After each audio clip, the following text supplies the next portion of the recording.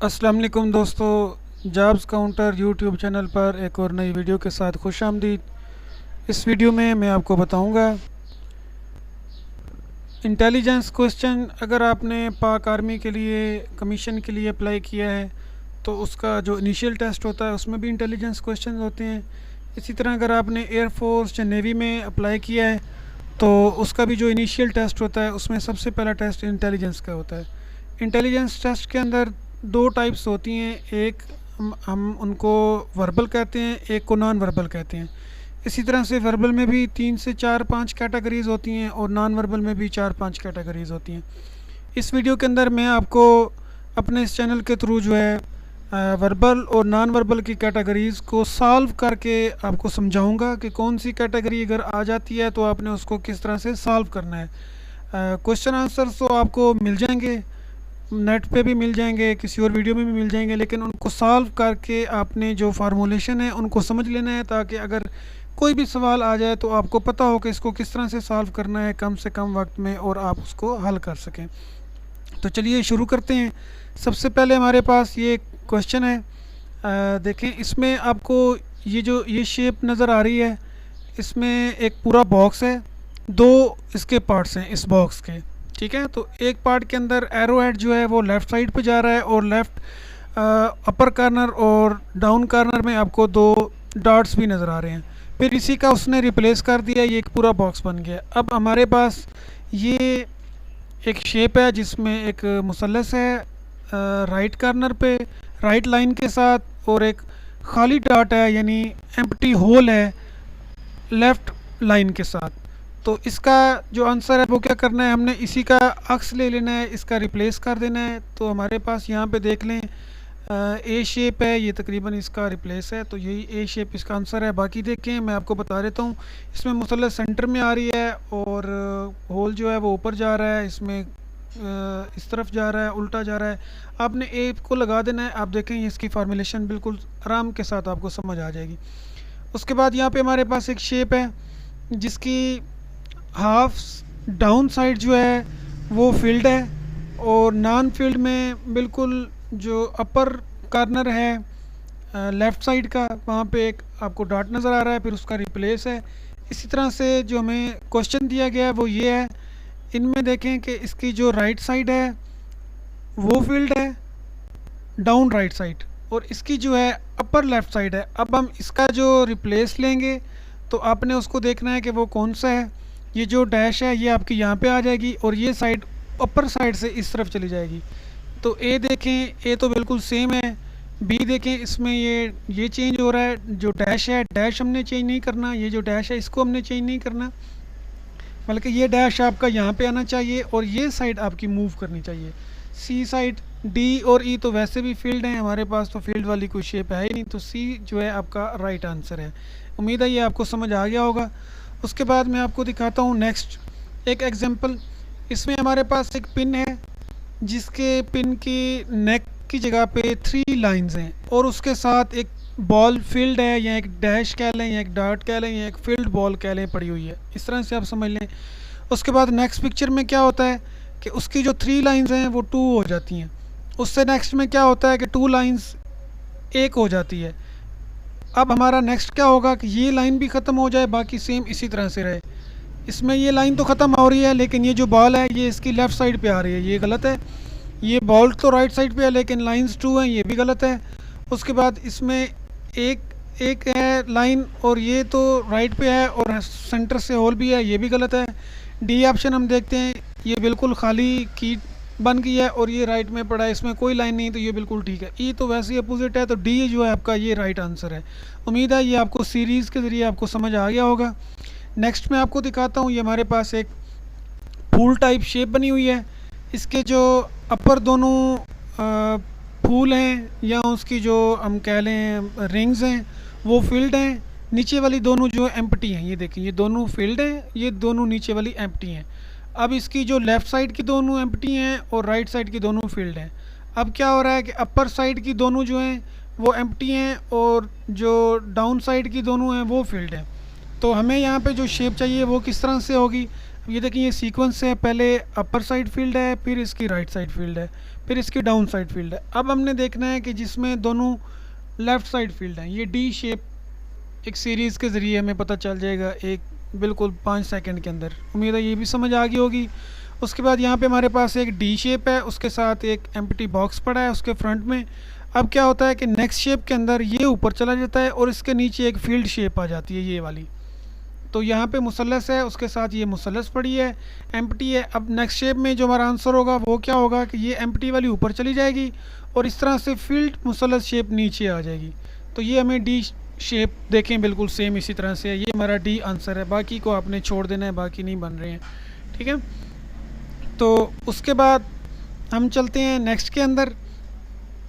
Next shape के अंदर next shape भी एक देखें, आपको दो लाइंस नज़र आ रही हैं अपर साइड पे और डाउन साइड पे, उसके साथ सेंटर में एक मुसल्लस है। तो उससे नेक्स्ट प्रोसेस क्या होता है कि ये मुसल्लस जो है मूव करके ऊपर नीचे आ जाती है। इसके बाद यहाँ पे हमें दो लाइंस नज़र आ रही हैं, ये देखिए दो लाइंस ही, ये सिंगल हो गई है और यहाँ पे एक ब्लॉक पड़ा हुआ है। अब नेक्स्ट में क्या होगा, बिल्कुल सेम, ये सिंगल हो जाएगा और ब्लॉक जो हैं वो दो हो जाएंगे। देखिए ये लाइन सिंगल हो गई हैं और ब्लॉक दो हो गए हैं। सी शेप ये हमारा राइट आंसर है। उसके बाद यहाँ पे 3 है और 27 है। नेक्स्ट बॉक्स के अंदर 4 है और हमें आंसर देना है कि वो क्या है। तो इसको मैं आपको थोड़ा सा समझा देता हूँ। ये हमारा सीरीज़ में हम इसको लेते हैं, नंबर सीरीज़ में, ठीक है। तो अगर हम 3 को 3 के साथ मल्टीप्लाई करें तो 9 आता है, ठीक है, और 9 को हम फिर 3 के साथ मल्टीप्लाई करें तो 27 आएगा। इसी तरह अगर हम 4 को 4 के साथ मल्टीप्लाई करें तो 16 आएगा और 16 को फिर हम 4 के साथ मल्टीप्लाई करें तो 64 आएगा। अब यहाँ से हम देख लेते हैं 64, ये 64 ए आंसर हमारा बिल्कुल ठीक है। उम्मीद है ये आपको समझ आ गया होगा, बिल्कुल आसान है। उसके बाद हम मेरे पास एक और शेप है जिसमें एक राउंड शेप है और उसमें दो मुसल्लस फील्ड हैं और दो मुसल्लस जो हैं उसमें वो एम्प्टी हैं, और एक डैश गोल शेप है या बॉल शेप है फील्ड, वो उसके बिल्कुल डाउन साइड पे पड़ी है। उसको जैसे वो मूव करता है वो ऊपर साइड पे चली जाती है। इस तरह मुसल्लस है जिसकी अपर साइड एम्प्टी है और लोअर साइड जो है वो फील्ड है, और उसके साथ सामने जो है राइट साइड पे उसके एक बॉल पड़ी हुई है। अब इसमें क्या करना है, इसमें आपने इसको जब मूव करना है तो ये देखें ये ऊपर की तरफ मूव हो रहा है, ये इस तरफ से मूव होगा तो ई शेप बिल्कुल आपकी सेम आ जाएगी। तो ई शेप आपका आंसर है। ये देखें, आपको उम्मीद है ये भी समझ आ गया होगा। उसके बाद यहाँ पे हम देखते हैं ये हमारे पास एक मछली बनी हुई है जिसका लेफ़्ट साइड पे मुंह है, बी में भी वही है, सी में भी वही है, डी में भी वही है, ई में भी वही है। अब आप देखेंगे कि ये बिल्कुल सेम टू सेम है, तो इसमें से हमने जो डिफ्रेंशिएट है वो हम कैसे निकालेंगे। अब हम इसको थोड़ा सा गौर से देखते हैं। ए के अंदर देखें, जिस तरफ मछली का मुंह है उसके परों का भी उसी तरफ है, बी में भी ऐसा ही है। अब सी में देखें थोड़ी सी चेंज है, जिस तरफ मछली का मुँह है उसके जो पर हैं वो अपोजिट साइड में जा रहे हैं, और डी ई ए बी की तरह है, तो सी हमारा आंसर हो जाएगा। उसके बाद हम आ जाते हैं, ये देखें ये बड़ा इंपॉर्टेंट है, इस टाइप के सवाल लाजमी आते हैं, इनको आपने अच्छे से समझ लेना है। ए शेप में क्या हो रहा है हमारे पास कि एक हमारे पास बॉक्स है जिसके अंदर ये 4 शेप्स पड़ी हैं। अब देखें इनमें जो अपर साइड हैं वो फील्ड हैं, जो लोअर साइड हैं वो एम्प्टी हैं। इसमें भी अपर साइड फील्ड हैं, लोअर साइड एम्प्टी हैं। इसमें देखें अपर साइड एम्प्टी हैं और लोअर साइड जो हैं वो फील्ड हैं। इसमें अपर साइड फील्ड हैं, लोअर साइड एम्प्टी हैं। इनके भी अपर साइड फील्ड हैं और लोअर साइड एम्प्टी है। तो सी जो है वो डिफरेंशिएट है, बाकी सबकी जो शेप्स की अपर साइड है वो फील्ड है और लोअर साइड एम्प्टी है। सिर्फ सी की अपर साइड जो है वो एम्प्टी है और लोअर साइड फील्ड है। उसके बाद हम देख लेते हैं ये जो नंबर सीरीज़ में आप इनको किस तरह से आपने डील करना है। नेक्स्ट कौन सा आएगा, हमारे पास सबसे पहले 12 है, फिर 8, 5 और 3 है। तो यहाँ पे हमारे पास आंसर में 1, 2, 0 और 3 है। कौन सा नंबर आना चाहिए, अब हम इसको थोड़ा सा गौर से देखते हैं। 12 में से अगर हम 4 माइनस करते हैं तो 8 बनता है। अगर हम फिर 8 में से 3 माइनस करेंगे तो 5 बनेगा। 5 में से हमने 2 माइनस करना है तो 3 बनना है। 3 में से 1 माइनस करेंगे तो 2 बनेगा। देखिए सीरीज़ के साथ हमने एक एक नंबर कम करते जाना है और इसमें से माइनस करते जाना है। 2 हमारा राइट आंसर है। ये फार्मूलेशन आपने जहन में रखनी है। उसके बाद नेक्स्ट फार्मूलेशन हमारे पास है व्हाट कम नेक्स्ट है 2, 4, 8 और 16। अब देखें 16 दूने 32 आ जाएगा, बिल्कुल इजी है। ये 2 ज़रब 2 4 बन रहा है, 4 ज़रब 2 8 बन रहा है, 8 ज़रब 2 16 बन रहा है, 16 ज़रब 2 32। इस तरह से भी सीरीज़ आपको दे सकते हैं। उसके बाद एक और सीरीज़ आपको दे सकते हैं, ये देखिए 3, 4, 8, 9, 18। अब देखें ये थोड़ी सी आपको कॉम्प्लिकेटेड नज़र आएगी, तो आपने इसको समझ लेना है कि ये क्या चीज़ है। ये देखिए हमारे पास एक नंबर है 3, ठीक है। 3 में जो नेक्स्ट नंबर है वो 4 है हमारे पास। 3 + 1 कर लें आप, बेशक इस तरह से समझ लें। और जो सेकंड नंबर है इसको आपने 2 के साथ मल्टीप्लाई करना है, आपका 8 नंबर आएगा। 8 में फिर आपने 1 प्लस करना है तो आपका 9 बन जाएगा। फिर 9 को आपने 2 के साथ मल्टीप्लाई करना है, 18 बन जाएगा। 18 में आपने 1 प्लस करना है तो 19। ये आपका आंसर आ जाएगा, ठीक है। आपको उम्मीद है समझ आ गई होगी। इस तरह के भी आपको सीरीज़ दे सकते हैं। उसके बाद हमारे पास है 2, 5, 11, 23, ठीक है। तो इसको आप देखें, ये एक अलग से सीरीज़ है, इसका सीक्वेंस थोड़ा अलग है। मैं आपको बता देता हूँ इसको किस तरह से सॉल्व करना है। 2 को आपने 2 के साथ मल्टीप्लाई करना है, उसमें 1 प्लस कर देना है। इस तरह से मैं आपको नीचे लिख के दिखा देता हूँ। 2 × 2 + 1 इज़ इक्वल टू 5। अब हम क्या करते हैं, 5 × 2 + 1 इज़ इक्वल टू आपका आ जाएगा 11। इसी तरह से 11 को 2 के साथ करेंगे 22 + 1 23, और 23 को 2 के साथ करेंगे 46 + 1 47, 47। ये आपका आंसर आ जाएगा। उसके बाद हमारे पास एक और सीरीज़ है, इसको देखते हैं। ये मैं आपको समझा देता हूँ। यहाँ पे नीचे मैं इसका वर्क कर रहा हूँ।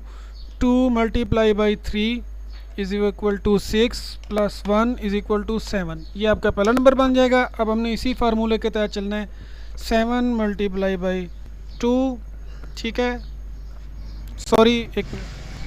सॉरी, बल्कि ये इस तरह से नहीं बनेगा, ये मैं थोड़ा सा भूल गया था। मैं आपको दोबारा इस पर 2 × 2, ये हमारा हो जाएगा 4। इसमें हम करेंगे 3 जमा, ये हमारा हो जाएगा 7, ठीक है। नेक्स्ट हम करेंगे 7 × 2, ये हमारा हो जाएगा 14।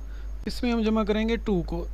सीरीज़ वाइज हम एक एक कम करते जाएंगे। मल्टीप्लाई जो होगा हमारा वो वहीं का वहीं रहेगा। उसके बाद हम लेते हैं 16 × 2, ये हो जाएगा हमारा 32।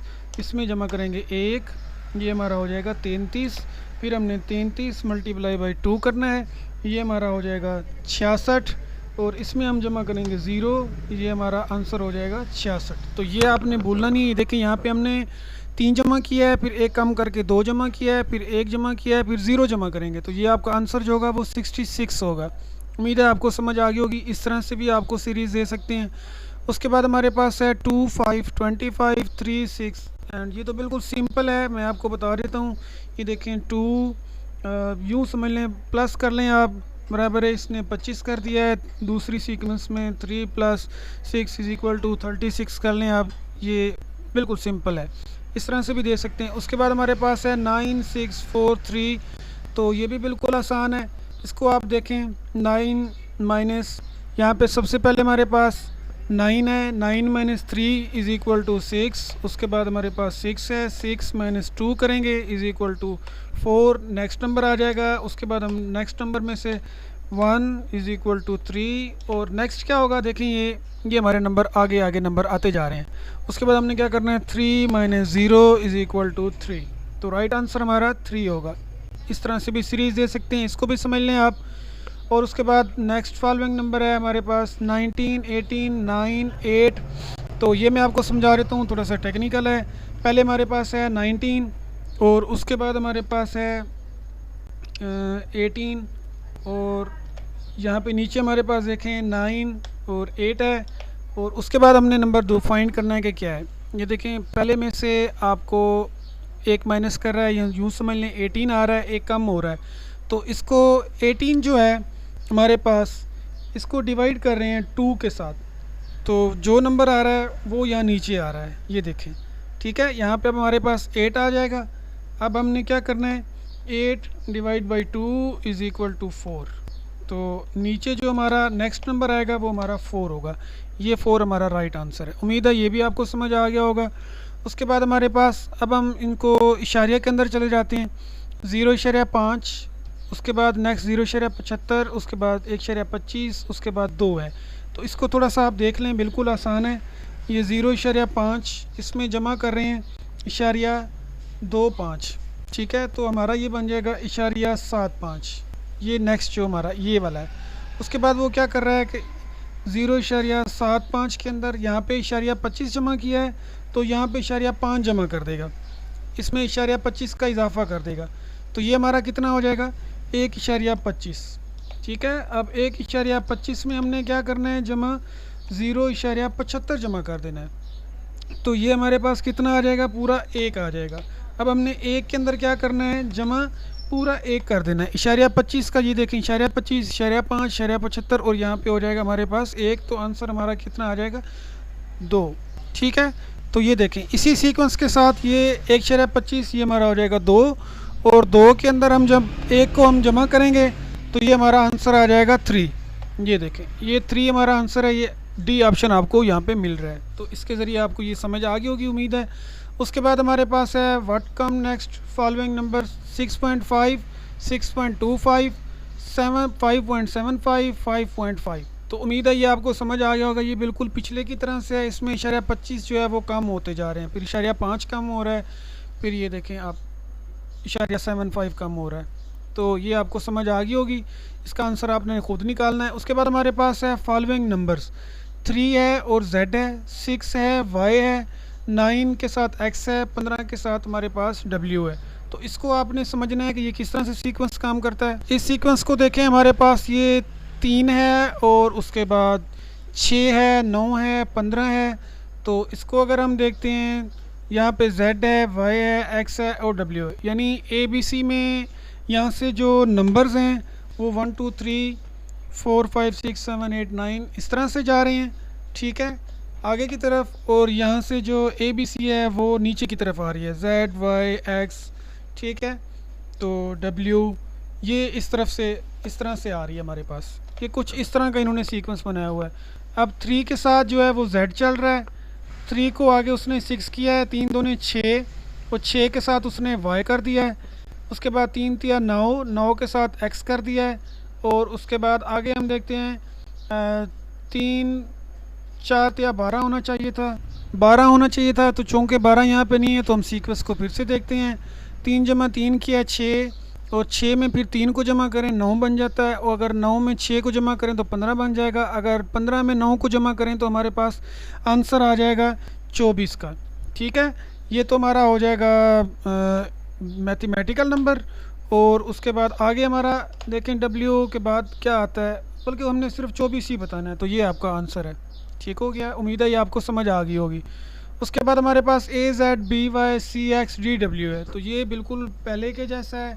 यहाँ पे EV हमारा आ जाएगा आंसर पहले वाला और लास्ट वाला, उसके बाद नेक्स्ट और सेकंड लास्ट, फिर थर्ड और सेकंड लास्ट थर्ड, फोर्थ और लास्ट फोर्थ, और फिफ्थ और लास्ट फिफ्थ। ठीक है, तो इस तरह से भी आपको दे सकते हैं। उसके बाद हमारे पास है KMOQ, नेक्स्ट हमने बताना है। तो पहले हम इसको थोड़ा सा समझ लेते हैं। देखें K के बाद अगर हम यहाँ पे लिखें K के बाद हमारे पास क्या आता है, L आता है, और उसके बाद हमारे पास M आता है। ठीक है, L मिस है NO, फिर उसके बाद P मिस है Q के बाद R मिस है S, तो S हमारा राइट आंसर है। एक एक नंबर वो मिस कर रहा है, सिंपल है बिल्कुल। उसके बाद हमारे पास है year is to month, as week is to dash. अगर हम कैलेंडर को ले लें तो यहाँ पे आपने फ़ौरन आप ये सोचेंगे कि वीक इज़ टू डे आएगा, हालांकि ये डे गलत है, यहाँ पे हमारा राइट आंसर आवर आएगा। ठीक है, अगर हम कैलेंडर को लें, कैलेंडर आपने देखा होगा तो उसमें कैलेंडर वाइज होता है ईयर वाइज, यहाँ होता है मंथ वाइज, यहाँ होता है वीक वाइज। ठीक है, डे वाइज कैलेंडर कभी भी नहीं होता, ये आपको समझना चाहिए। ठीक है, इसी तरह से इससे हमारा डे नहीं आएगा, इसमें हमारा आवर जवाब आ जाएगा। उम्मीद है ये पॉइंट भी आपको क्लियर हो जाएगा। उसके बाद मैं आपको दिखा देता हूँ, हम कुछ इस तरह से भी हमारे पास आ जाते हैं। Blindness is to eye as deafness is to ear. अगर अंधापन आँखों के ज़रिए है तो बहरापन कानों के ज़रिए होगा, इस तरह के भी आ जाते हैं।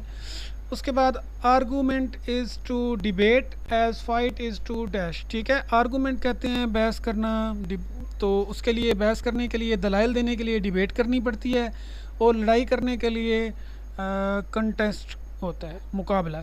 ठीक है, तो ये बाकी आपने देख लेने हैं। इसी तरह से और हमारे पास क्वेश्चन होते हैं कोडिंग वाले, ये बड़े इंपॉर्टेंट होते हैं। तो मैं आपको एक एग्जांपल इनकी भी दे देता हूँ। वो कह रहा है if ranger is coded as ragnar, ठीक है, then table will be coded as, table के लिए मैं अब आपको दिखाता हूँ कि रेंजर क्या है हमारे पास। RANGER, ठीक है। अब क्या करना है कि इसने रैगनर बना दिया है रेंजर को, ठीक है। ये देखें REGNAR, यानी उलट कर दिया बिल्कुल। ये वाला R यहाँ पे ले आए आप, उसके बाद ये वाला जो E है ये इसको लेके आए आप, सॉरी ये जो E है इसको लेके आए एक ही जगह पे, उसके बाद G को लेके आए, ठीक है। बिल्कुल उलट कर रहा है, स्पेलिंग जो है वो रिवर्स कर रहे हैं। उसके बाद N आ जाएगा, A आ जाएगा और ये वाला R आ जाएगा, ये पहले वाला। तो ये देखें रैगनर जो है, रेंजर जो है वो रैगनर में बन गया है। रैगनर लाथब्रोक शायद आपने नाम सुना हो। तो इसी तरह टेबल जो है वो किस तरह से बनेगा, अब इसको देख लें आप टेबल को, TABLE, ठीक है। तो ये किस तरह से बनेगा, E, उसके बाद LBA और T, ये हमारा बन जाएगा एल्बेट। तो ये हमारे पास डी ऑप्शन है एल्बेट। उम्मीद है ये आपको समझ आ गए होंगे। अगर आपको समझ नहीं आए कोई भी तो आप कमेंट्स में पूछ सकते हैं। तो वीडियो एंड तक देखने का बहुत शुक्रिया। ये देखें इस तरह की सीरीज़ ही आपको वहाँ पे मिलेंगी और इनको ही आपने सॉल्व करके आंसर देना है। तो आपका बहुत शुक्रिया वीडियो देखने का। मेरे चैनल को सब्सक्राइब ज़रूर कर लें। इंशाल्लाह नेक्स्ट वीडियो में मैं आपको और भी टाइप्स जो हैं वो इंशाल्लाह बताऊँगा, तो आपने इसको सब्सक्राइब कर लेना है। बहुत शुक्रिया, अल्लाह हाफिज़।